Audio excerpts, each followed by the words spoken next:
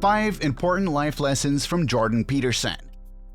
Different individuals have described Jordan Peterson in various ways during his career.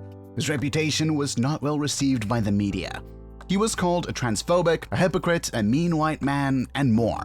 There are videos of young college students like me yelling and throwing tantrums to disrupt his speeches. His ability to keep his calm, in my opinion, is what sets him apart. His capacity to respond even with his stance fascinates me. It's difficult to elicit an emotional response from him. I sometimes wonder why people even try. In his talks, he has stated he makes no attempt to stop people from shouting at him. He believes it is best to let things play out freely. Doing so allows everyone to practice free speech, and it is the most straightforward method of expressing the issue. Many young people have been impacted by his views on free speech. His audience has been reported to be mostly male, and he is known for advising young men. I don't believe his argument is intended towards men, though. It appears that guys are more likely to pick it up. But that's not to say that Jordan Peterson can teach women something. I, for one, quite enjoy his work even when I disagree with him on some points. In my blog post today, I'm going to be writing about 5 of my favorite rules of his, along with some quotations from his books. Rule number 1. Stand up with your shoulders back. This one is obvious. It is the first rule in 12 Rules for Life, an antidote to chaos. But I should add with good cause. I've said that Jordan Peterson's posture fascinates me. Before reading his book, I thought it was something that came naturally to him. But then I thought, he thinks about how he wants people to see him. His posture is a part of that. I watched some videos of his daughter Jordan Peterson and I realized she has a similar demeanor. Well, she is his daughter. I've been told I act like my father as well, but Michaela seemed to be very sure of herself. I didn't feel like I was putting out the same amount of energy. I felt like a defective duplicate of my father, whereas she appeared far more original. She had the same posture as her dad. She looked athletic, smart, and healthy. I looked at my posture in the mirror. My shoulders were rounded, my chest was tucked in. I looked like I'd lost a fight. I felt like I didn't matter. I looked bothered and sick. I didn't believe fixing my posture would make me feel better. I couldn't keep my shoulders back more than 5 minutes, but my back muscles were so weak that it hurt to stand up straight. This quote resonated with me the most in my efforts to improve my posture and self-perception. So attend carefully to your posture. Quit drooping and hunching around. Speak your mind. Put your desires forward, as if you had a right to them. At least the same right as others. Walk tall and gaze forthrightly ahead. Dare to be dangerous. Rule number 2. Treat yourself like someone you are responsible for helping. This is the second rule I've chosen. And yes, it is the second rule in the book as well, but again with good reason. In this chapter, Jordan Peterson discusses how even individuals with the most serious illnesses fail to take their prescriptions. Yet when it comes to their pets, they always follow the vet's instructions no matter what.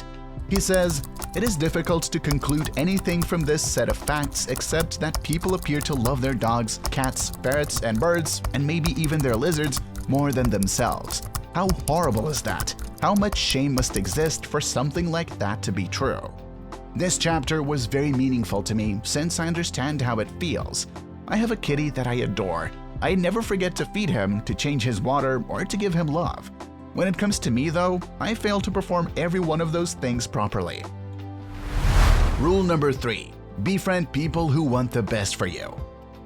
I can't stress how much of a difference realizing this made in my life. This rule seems the most obvious, right? Who wants to hang out with folks who just want the worst for them? Well, I did, and I was astounded by how many young women make this mistake.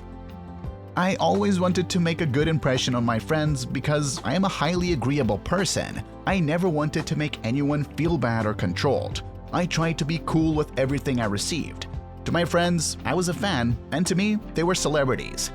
I thought about my old friends. I wondered how many of them thought of me as a person who didn't want the best for them, or a person who held them back from growing. That thought put a pain in my chest. I figured I needed to reach out to every single one of them and ask how they were doing. I couldn't find the will to write to most, but from the ones I wrote to, most of them didn't even respond. Well, that's life, I guess. Life just goes on. It never waits for us to figure things out. But along the way, I have found good friends. There's not many of them, but at least I know they'll be there when I need them, and they're genuinely happy when I am. And that's enough for me. Rule number 4. Note that opportunity lurks where responsibility has been abdicated. To break the order a little bit, this rule is the 4th one in Beyond Order, 12 More Rules for Life, which makes it the 16th rule out of 24, but it is within my top 5 because it's simply one of the most astonishing things I've ever learned. I've always been a lazy kid. Then I grew up and I became a lazy adult. I put things till the last minute. Things never seemed to feel right when I was younger. People would call me rebellious and irresponsible. However, throughout my freshman year of university, I set aside time to study and worked diligently.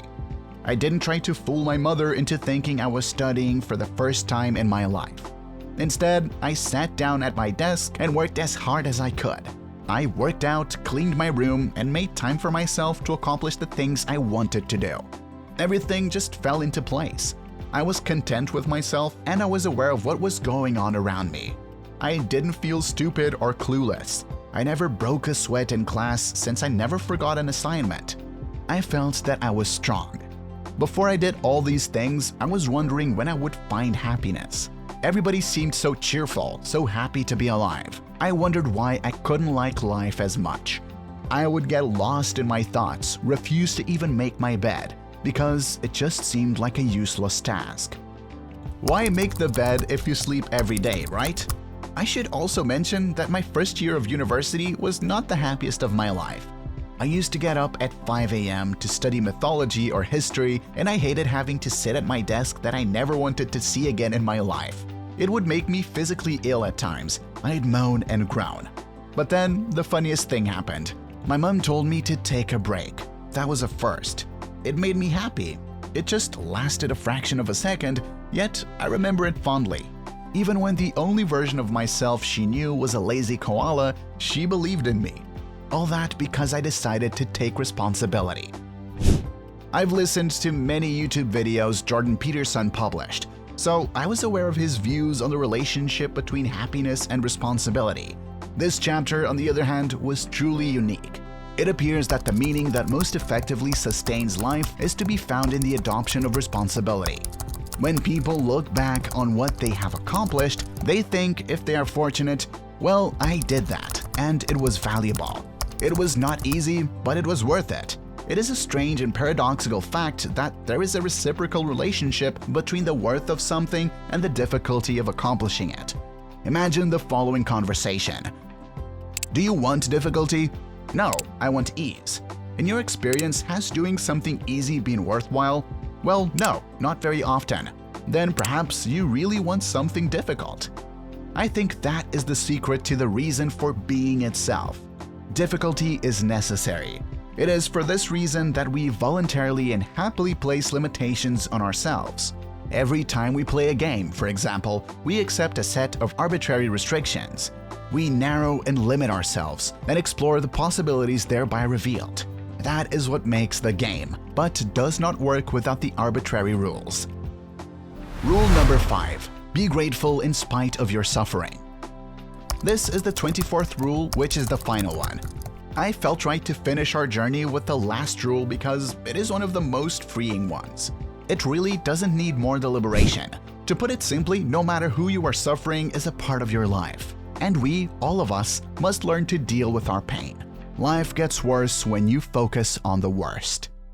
Despite the fact that the world is a very dark place and that each of us has our black elements of soul, we see in each other a unique blend of actuality and possibility that is a kind of a miracle. One that can manifest itself truly in the world, in the relationships we have that are grounded in trust and love. That is something for which you can be courageously thankful. That is something in which you can discover part of the antidote to the abyss and the darkness.